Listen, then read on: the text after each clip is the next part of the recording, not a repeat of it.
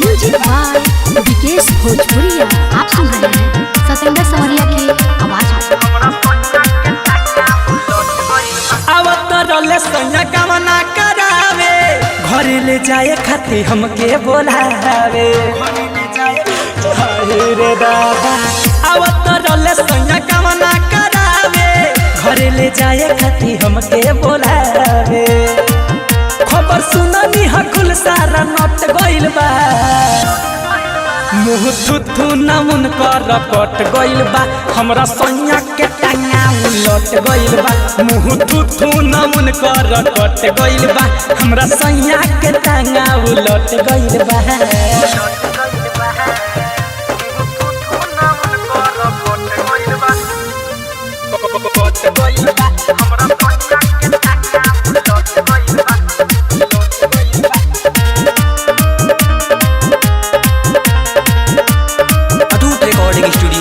सैया के हमर भइल बुरा हाल बा चरवरी है भइल बावल बा सैया के हमर भइल बुरा हाल बा चरवरी है भइल बावल बा खबर सुननी हटंगवा छटक गइल बा मुँह थुथु नमुन कर कट गइल बा हमरा सैया के टांगा उलट गइल बा मुँह थुथु नमुन कर कट गइल बा हमरा सैया के टांगा उलट गइल बा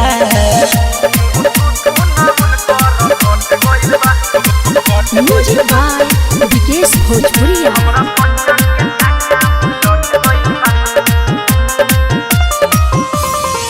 मजा लुटे से पहले पेट धइली हले विशाल सतेंद्र जखम कैसन दिहले मजा लुटे से पहले पेट धइली हले विशाल सतेंद्र जखम कैसन दिहले